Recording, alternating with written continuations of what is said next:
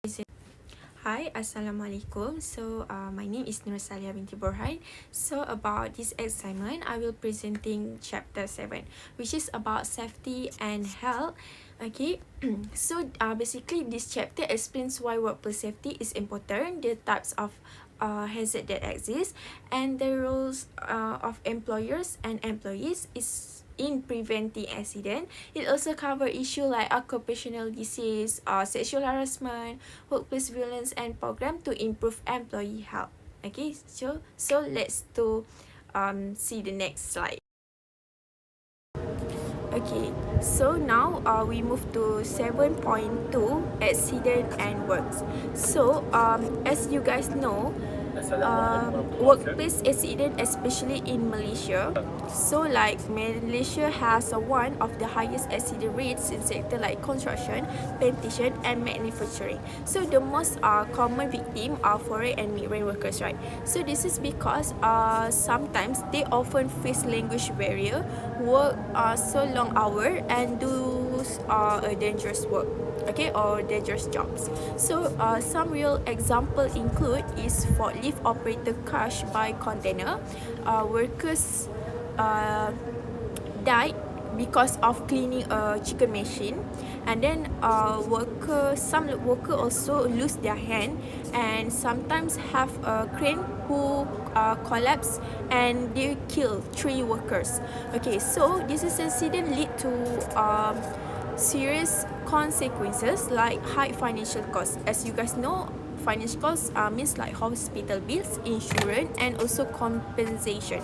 The next one is lost output due delays, and the third one is low worker moral, such as like they feel so unsafe and very stressed. Okay, and the last one is negative publicity that affect that company reputation and also that company image. Okay, next we move to 7.2.1 types of cause of accident. So I will explain about that. The main cause of workplace accident. Okay, first there are 3 types of accident. The first one is near miss, which is this means no one injured, only property is damaged. And the second one is non-fatal. This involve minor injured or disability, either temporary or permanent. And the third one is fatal. This is the most serious, where one or more workers are killed. Next, this is the main cause of accident. First, about technical issue, means like for example, that machine or they use unsafe tools. And the second one is human. This include unsafe action, poor focus, and bad judgment. And the third one is environmental, such as polluting that wet floors or toxic substance. And the other factor include high risk situation like working with machine, electricity, or toxic liquid. Okay, so there are also human factor like not wearing a safety gear, or feel stress or personal issue like a fear of depression. And last but not least, committing accident. This one can happen while traveling to or from work, often involving motorbikes. Okay, now we move to 7.3. I will explain about occupational disease and health issue at work. Work-related disease usually develop slowly, sometimes even after workers leave their job.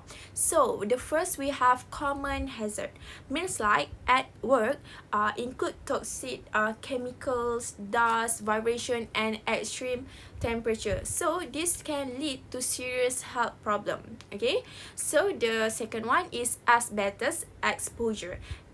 Is one example. It caused many cancer case in the past, and that's why now it's banned in many countries. So the next one is photos working long hours with computer. They also we call like computer related risks like eye strain and poor posture. Okay, to reduce this, we should use a removable keyboard.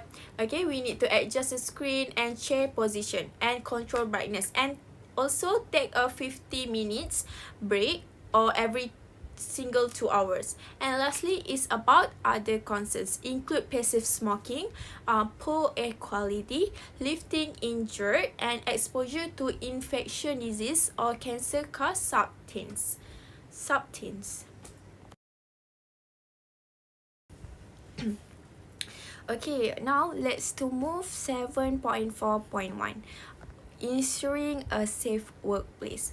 So, um, so employers must go beyond just following in the law. Means like they need to actively create a safe and healthy work environment. This involves a continuous effort and teamwork from all levels of society.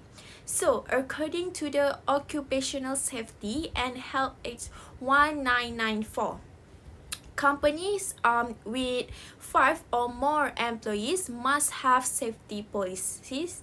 These should include commitment to safety, clear responsibility for all levels, and proper safety procedure. And all workers must understand these policies, and they must be reviewed during major change like a management shift. So, I will give you guys about example.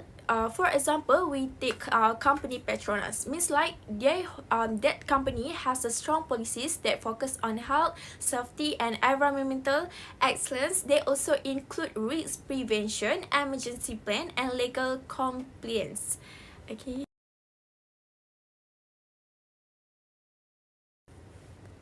Okay, now we move to 7.4.2, which is safety program. So, in every workplace, a safety program is formed to make sure safety rules are followed. So, it include both employer and employees representative. So this program helps discuss about hazard at work and how to prevent accident. It also act as a bridge between management and workers to improve communication. Okay, so the second one is about 7.4.3, health and safety officer. So, they are appointed to monitor and maintain workplace safety. Their job is to ensure the company follows all safety law and policies. Okay, they also conduct inspection, do risk assessment, and investigate the accidents. And last but not least, they provide training and advice to workers to keep everyone safe.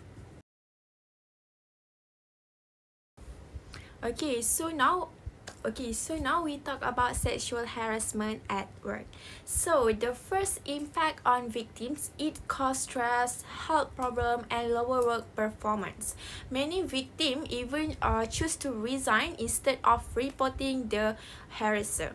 So next is under reporting. So like many cause of not reported because of fear, shame, or the lack of proper system in the workplace. So gender misconception is also an issue. Both men and women can be victim or harasser, but male victims often don't report because they fear being ridiculed. Lastly, let's look at Malaysia action. In the 1990, the Ministry of Human Resource formed a committee to address the issue. In 1999, a code of practice was introduced to promote zero tolerance. And the last one is about employers are required to create complaint system and hold awareness session. So, in short, about sexual harassment is a very serious issue, and everyone need to play a role in creating a safe workplace. Okay. Okay, now we move to 7.5.1, which is define sexual harassment. So as you guys know, sexual harassment include any unwanted conduct, whether verbal, non-verbal, visual, psychological or physical. It's considered harassment when in effect the victim job or cause offense humiliation or threatens well-being. So the employer's role is to define a clear policy, brief staff regularly, ensure that everyone know how to report, and make it clear that harassment will not be tolerated. Okay. And for 7.5.2 is handling a claim of sexual harassment. So many victims stay silent because why? Because they don't know. Okay, they don't know who to report to or are afraid to of not being believed. Employers also must appoint two complaints office, one male, one female, and take action if a claim is proven, and educate staff on reporting procedure. Okay. And also for the victim, I guess victim should report to a senior officer, keep evidence like a message or item, and file a police report. And if no action is taken, okay, the victim can go to the labor department or media or even resign and claim as a constructive dismissal. Now we look at 7.5.3, the law and sexual harassment. So as you know, many countries have laws to prevent sexual harassment at work. In Malaysia, the Employment Act was amended in 2012, requiring employers to investigate any complaint. And this law also applies to all employees regardless of gender, and failing to investigate is a breach of the act. Okay. However, the current law only cover workplace situation. There is a need for a specific law to address harassment in non-employment settings, like between doctors and patient or teacher and student. So NGO have been pushing for this because victims have a limited protection and little change for justice under current law.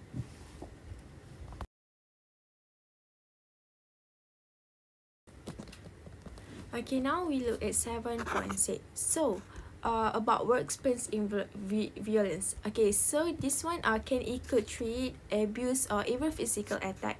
Okay, this type of violence may happen between employees, with outsider, or during incidents such as robberies. Unfortunately, many victims do not report this case. Okay, because why? Because of fear, shame, or simply not having a proper reporting channel. So what should employers do? First, they need to assess the risk of violence at the workplace so that potential problem can be identified more yearly. Again, the second one is employers should set a clear policy and procedure to manage and reduce violence. Okay, and the third one is training employees is very important. Okay, which is like worker must know how to respond if they face or witness violence. And last but not least is employers must support victims with proper care so that they can feel so safe and respect. Okay, now we move to the last subtopic, which is improving the health of employees. Okay, first we have wellness program.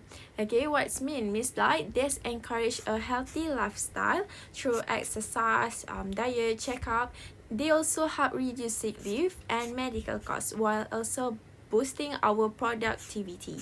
And the second is stress management. Stress may come from long hours, job insecurity, or poor management. So employers should reduce workload pressure, give a proper training and supervision. Okay, and for the third is drug and alcohol problems. So this addiction can cause accidents and poor performance. Employers must set clear policies, provide awareness program, and support in serious case dismissal may happen. Okay, and the next is ergonomic. Okay, the workplace should fit the worker. Okay, this includes safe furniture, good lighting, teaching safe lifting methods and giving a rest break. Okay, last but not least is about COVID-19 and employee health. Okay, the pandemic increased health concern. Employers need to enforce about hygiene, practice, do risk assessment, and give accurate information. Okay, this also help to reduce stress and misinformation at work. Okay, so my conclusion for this subtopic is improving employee health is very important. Okay, a healthy workplace lead to better safety, morale, and productivity.